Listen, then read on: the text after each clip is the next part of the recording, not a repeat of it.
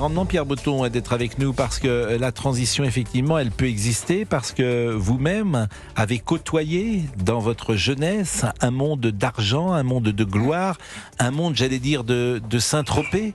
Lorsque tout vous réussissait, lorsque vous étiez jeune, beau, riche, et qu'effectivement, lorsqu'on a tout ça très jeune, il y a le risque peut-être de se prendre pour un autre, comme on dit. Je ne sais pas si ça vous est arrivé, je ne sais pas comment le Pierre Botton qui a aujourd'hui 60 ans 70. 70, vous ne les faites pas. Merci. Bon. Comment le ça commence bien, Pascal. Comment le Pierre Botton de 70 ans juge-t-il le Pierre Botton qui en avait 30 ? Il lui manquait une colonne vertébrale, voilà. Puis il manquait une éducation. Il manquait une colonne vertébrale que me donne aujourd'hui la foi pour traverser tout un ensemble de choses que j'ai traversées, que je continue à traverser, pour commencer à comprendre le partage. Par exemple, je m'en veux beaucoup de ne pas avoir assez partagé. J'étais très très riche, mais j'ai pas partagé, j'ai mal partagé. J'ai partagé pour mon intérêt, j'ai partagé parce qu'il fallait que ça se voie, voilà. Et puis également l'éducation, moi j'ai commencé à la plonge. Donc l'argent, c'est quelque chose qui s'apprend. Comme d'ailleurs la religion, comme la foi. J'ai eu la chance d'avoir quelqu'un qui m'accompagne. Vous sortiez d'un milieu défavorisé ? Non, pas du tout. Non, mais j'ai quitté un milieu bourgeois lyonnais très, très rapidement. Et comment vous êtes devenu riche ? C'est une longue histoire, mais voilà, j'ai commencé à la plonge, et puis ensuite, la dame chez qui j'étais voulait vendre, et puis il y a un monsieur qui était là, qui m'avait vu travailler, qui s'appelait Tournissou, je ne sais pas si tu connais, Georges, qui était le maire de Fontaine-sur-Saône, à côté de chez Paul. Mon parrain était Paul Bocuse, et puis il m'a prêté l'argent pour refaire. Ensuite, c'est vraiment un destin, c'est vraiment un destin. J'ai eu un contrôle fiscal qui m'a amené chez chez les personnalités du Moyen-Orient à l'époque, qui m'ont fait travailler. Je faisais des pharmacies, voilà, enfin peu importe. J'ai beaucoup travaillé, j'ai beaucoup réussi, j'ai toujours pris des risques. D'ailleurs, ce livre est un risque pour moi. Et aujourd'hui, compte tenu de mon passé, de mon histoire, parler de la foi à un moment où c'est quand même un peu touchy, de parler de foi, parler de religion, dire aux catholiques qu'ils doivent affirmer leur foi, surtout compte tenu de mon passé, dire que c'est une colonne vertébrale, que ça fait du bien. Je suis d'ailleurs vachement heureux. Et je commence à recevoir des lettres de lecteurs qui me disent que ce livre leur fait du bien. D'ailleurs, il y a ici, je ne veux pas traduire, mais il y a quelqu'un ici qui m'a dit « j'ai lu votre livre ». Et c'est incroyable, ça m'a fait beaucoup de bien. Donc vous voyez, j'ai bien fait de prendre ce risque-là. Sur le chemin de ma foi, on est tous en train de se regarder, aux éditions Fayard, et c'est vrai que c'est un livre qui touche au cœur. Cette foi catholique, écrivez-vous, entretenue par les femmes de ma famille, va connaître une remise en cause brutale, du moins chez ma mère, lorsque le 6 août 1971, les gendarmes viennent lui annoncer que je suis en réanimation à l'hôpital de La Fontaine, à Antibes, à la suite d'un très grave accident de moto sur la route longeant la Méditerranée. J'avais 16 ans. Mais cette foi qu'a ébranlé votre mère, est-ce qu'elle vous a ébranlé à l'époque ? Non, mais moi, si vous voulez, j'ai été élevé donc avec tous les codes. Pas de viande le vendredi, vous voyez, enfin voilà, la messe, pas de, on ne mettait pas Dieu dans les injures. Enfin voilà, j'ai été élevé comme cela. Et puis à partir de 16 ans, ma mère a dit, si Dieu traite comme ça mon fils, je crois plus en lui. Et moi, il m'est arrivé exactement l'inverse. À 2 occasions. La première chose, dans mon passage en prison, ce que j'ai vu en prison je l'ai raconté 1000 fois, mais m'a vraiment incroyablement surpris. C'est-à-dire, j'ai compris que là, on ne pouvait pas être catholique dans un milieu islamiste. Voilà, ça, je l'ai vraiment compris, puisque moi, j'ai fait mon chemin de foi a été fait grâce à quelqu'un qui m'envoyait des prières, qui m'aidait, qui m'envoyait des livres que je lisais. Et par exemple, je n'avais pas le courage, je le dis bien, de descendre en cours de promenade avec les ouvrages religieux que je lisais, alors que les autres les emmenaient. Donc là, également, écrire ce livre, pour moi, c'est dire aux catholiques, attention, ne soyez pas lâches comme je l'ai été en prison. Nous devons, nous, dire aujourd'hui la foi que nous avons, ce qu'elle nous porte. Il ne s'agit pas de faire du prosélytisme, il s'agit de dire ce que ça nous apporte. Et moi, quand je m'exprime aujourd'hui, j'ai vécu, je ne parle pas du tout de la prison, j'ai vécu la pire chose qui puisse arriver à un père, et aujourd'hui, je suis devant vous avec une certitude. Voilà, j'ai la certitude de retrouver ma fille, j'ai la certitude que Dieu existe, et elle est toujours avec moi, tout le temps présente, et vous voyez, quand j'en parle, j'ai le sourire, j'ai pas de larmes. Donc, et ça, c'est à Dieu que je le dois. Et donc, je veux dire aux gens qui souffrent, mais également aux gens qui ont la chance de beaucoup réussir, partagez partagez, ça vous fera du bien, puis ça vous évitera peut-être de tomber et de faire des conneries. C'est celle que j'ai faite. Il est 17h41, on va marquer une pause et on parle de ce livre, Nous les catholiques, les chrétiens, les français, écrivez-vous, sommes des couffards, c'est-à-dire des mécréants, le danger est de refuser de voir ce qui est en train de se passer au sein de ces générations que nous côtoyons sans les voir et dont nous ne connaissons ni les us, ni la façon de vivre. Ça s'appelle Sur le chemin de ma foi. On en parle avec Pierre Botton, qui est notre invité. On est ensemble jusqu'à 18 avec Pierre Botton qui est là pour le livre qu'il a écrit et dont nous parlons ensemble. Merci une nouvelle fois Pierre Botton. On connaît évidemment votre histoire. Vous parliez il y a quelques instants de votre fille. Je vais en parler dans une seconde, mais je dois vous dire qu'en disant le nombre des baptêmes a plus que triplé, puisque l'Église catholique enregistre cette année une nouvelle hausse des baptêmes d'adolescents et d'adultes en France, avec plus de 21 000, ce qu'on appelle les catéchumènes. Plus de 13 000 adultes seront baptisés cette année à Pâques, plus 28% par rapport à 2025, et plus de 8 000 adolescents, plus 10% selon des chiffres. C'est vrai qu'il y a... Alors je ne sais pas comment vous l'expliquez.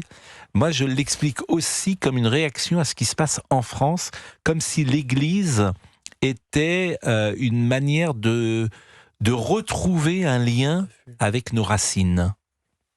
Peut-être. Non, c'était à Pierre Botton que je posais la question. Non, moi je crois qu'il y a une... Vous savez, quand tout part en vrille, je pense que ce qui se passe actuellement, tout part en vrille, je pense qu'il y a un besoin de repère, et il y a un besoin de repère entre soi-même et quelque chose d'autre.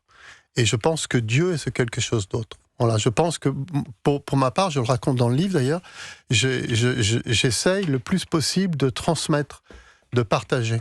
Que je dis vraiment que ce livre est un risque, évidemment, compte tenu de mon passé, mais je suis très très heureux du partage, je suis très très heureux d'emmener des jeunes, et je dis souvent à des jeunes, est-ce que tu veux venir avec moi à l'église ? J'ai jamais essuyé un refus, et il faut voir ces jeunes, c'est vraiment très très beau.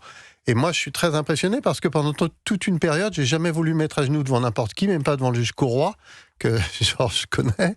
Et aujourd'hui, je suis tellement content d'être à genoux à l'église devant Dieu. Et il faut voir ces jeunes qui, quand ils prennent l'Eucharistie, juste avant, moi je peux plus le faire, mais s'agenouillent avant de reprendre l'Eucharistie. Mais ça, c'est nouveau. Parce que dans les églises, les jeunes ne s'agenouillaient pas il y a 10 ans comme ils s'agenouillent aujourd'hui. Moi, je suis frappé de ça. Ils quittent leur chaise, ils se mettent sur le sol de l'église et ils sont dans un état de prière qui n'était pas la même qu'il y a 20 ans ou 25 ans dans les superbe, églises. Vous voyez ce que je veux dire ? Oui, il y a quelque chose de l'ordre de l'humilité dans ce geste-là. Oui, et je vous dis, ça veut dire beaucoup de choses. Et par rapport à la délinquance, je pense beaucoup par rapport à la prison, comme l'a raconté Nicolas d'ailleurs. Nicolas a dit Nicolas a dit qu'il avait éprouvé le besoin de s'agenouiller quand il est arrivé. Alors on peut dire n'importe quoi, on peut dire que c'est un calcul, tout ça, mais je ne crois pas du tout. Je crois en fait que c'est quelque chose de très fort pour l'avoir vécu. Et quand vous êtes seul vis-à-vis de vous-même, et c'est pour ça que je me permets de dire aux catholiques qu'il faut qu'ils disent ce que la foi leur apporte. Je ne dis pas qu'il faut convertir, il ne faut pas faire du prosélytisme, il faut dire ce que la foi nous apporte. Moi, je vous dis ce que la foi m'apporte. Je vous répète, j'ai vécu des moments très difficiles et vous ne me voyez pas devant vous en larmes, vous me voyez en vous plein d'espérance. Mais il faut le dire parce que, en prison également, il y en a d'autres qui profitent de ce moment pour Mais vous ce qui m'intéresse, c'est effectivement votre rapport à Dieu. Vous avez parlé évidemment de ce mot décisif qui est l'espérance. L'ouverture vers Dieu, écrivez-vous, est un pansement et souvent un remède aux cicatrices et conséquences de cette épreuve. Elle nous empêche de nous fermer à double tour, d'en vouloir à la terre entière et d'avoir pour seul compagnon de vie les bruits, les sirènes, les odeurs, les lumières, les cris, et ce temps qui ne passe jamais, mais que l'on apprend à domestiquer, la haine au ventre. Et vous parlez évidemment de ce passage en prison. Mais sur votre fille dont vous parliez, et qui est présente, dites-vous. Et c'est cela, parfois, il y a des témoignages de gens qui nous disent « j'ai perdu la foi lorsque mon fils, ma fille est morte ». Et vous, vous écrivez le contraire. Elle est partie, elle était malade, et ce 17 janvier, le Seigneur l'a rappelé. C'était ma fille, mon guide. M'a aidé à surmonter cette épreuve terrible. Il m'a appris à demander de l'aide. Je me rends compte aujourd'hui, tout au long de cette maladie dont elle n'avait pas la force de guérir, je n'étais pas encore dans la foi qui me soutient aujourd'hui. Elle, oui. Ouais. Le temps passe, mais pas la douleur. Cependant, la foi m'a donné une certitude, celle de la retrouver. Je n'ai plus peur de la mort. Je ne cherche plus à gagner des jours de vie. C'est ça qui est difficile. Comment concilier parfois la foi avec ce monde, ce chaos, ces horreurs que nous vivons chaque jour? Et c'est la question la plus bête du monde qui est posée à tous les prêtres. Non, mais si vous voulez, Dieu n'est... Enfin, voilà, moi je ne peux parler que... Je ne suis pas d'abord, vous avez compris, hein, j'ai commencé à la plonge, donc je ne suis pas quelqu'un d'instruit. Dieu, le rapport que vous avez avec Dieu est un rapport que vous avez vous en direct avec lui. Donc l'important, c'est d'essayer de vous améliorer le plus possible pour qu'il vous voie vous améliorer. Moi, aujourd'hui, évidemment, c'est le dernier chapitre du livre, il s'appelle Pécheur. Je suis encore pécheur. Mais je vous assure que chaque jour, je m'efforce d'essayer de m'améliorer, de donner. Vous voyez, en écrivant ce livre, j'essaye d'envoyer un message aux gens qui souffrent en leur disant, vous avez peut-être, et en prenant mon exemple, parce que je ne sais faire que ça, je ne vais pas vous faire de la théorie, moi je ne sais faire que ça, et en leur disant peut-être, regardez, moi ça m'a aidé, je crois, vraiment, c'est incroyable, hein, c'est une certitude, j'ai pas de doute. Et ensuite, il faut que tous nous essayions, vous voyez, de ne pas être dans la haine, par exemple. C'est très difficile de ne pas être dans la haine. Vous pensez que j'ai quelques ennemis, j'ai quelques gens, quelques personnes à qui j'aurais voulu régler des comptes. Eh bien ça, tous les jours, je fais un effort là-dessus. Par exemple, vous voyez, c'est quelque chose auquel je ne parviens pas, et pour ça que je dis que je suis encore un pécheur. Moi, je n'arrive pas à pardonner aux délinquants sexuels. Voilà, j'ai ce problème-là, c'est un comportement vraiment de détenu. C'est-à-dire que les détenus, on n'aime pas ce qu'on appelle les pointeurs. Eh bien, encore aujourd'hui, j'ai beaucoup de mal, j'y arrive pas d'ailleurs. Je comprends, mais on n'est pas des saints, bien évidemment. Mais les pécheurs, la dernière fois que vous êtes venus dans l'émission, je vous ai dit d'ailleurs, et ça serait un tour de table intéressant qu'on pourrait faire... Quand la dernière fois avez-vous péché? Je vous ai demandé également, quand vous confessez, ce que vous rapportiez. C'est intéressant parce que faut avoir un surmoi pour admettre qu'on a péché. Parce qu'il y a plein de gens qui font des choses et ils ne s'en rendent pas compte d'une certaine manière. Ils ne demandent jamais pardon, précisément. C'était mon cas il y a 40 ans avec l'argent. Ils ne demandent jamais pardon. Vous savez, et ceux qui ont un surmoi, effectivement, ils disent « Ah, je me suis peut-être mal conduit là avec un ami, avec quelqu'un dans la rue, etc. » C'est important le surmoi. Pour ça, il faut avoir une grande capacité d'écoute. Il faut que les gens vous écoutent. Il faut que vous écoutiez les gens. Il faut qu'il y ait des gens qui vous disent la vérité. Quand vous êtes très riche, quand vous êtes puissant, quand vous avez de la gloire, c'est difficile. Il y a très peu de gens qui vous disent la vérité. Par exemple, on va demander à Monsieur Lebret. Il s'est fait insulter hier par un présentateur de télévision. Est-ce que vous seriez prêt à lui pardonner à ce présentateur? S'il me présentait des excuses. Non, sans cela. C'est ça, c'est le principe du pardon. Gratis. Oui, gratis. Gratis, déjà, c'est un mot difficile pour vous. C'est bien. Gauthier, c'est pour vous qu'il faut le faire. C'est pas pour lui. Non, mais moi, je m'en fous. Ça dit tellement plus sur lui que sur moi. C'est pour vous. Franchement, c'est pour vous. Bon, est-ce que vous avez le sentiment parfois d'être des pécheurs? Ah, bien sûr. Mais c'est important, il y a des gens, je vous le répète, ceux qui n'ont pas de surmoi, ils peuvent pas penser. Mais qu'est-ce que vous appelez pécheur? Ils savent qu'ils ont fait, ils savent qu'ils se sont mal conduits. C'est voler, c'est mal se comporter, c'est quoi? Alors pour moi, c'est mal se conduire. Voilà, donc c'est dans la relation à l'autre. Il me semble. Le mensonge, mal se conduire, le péché d'orgueil.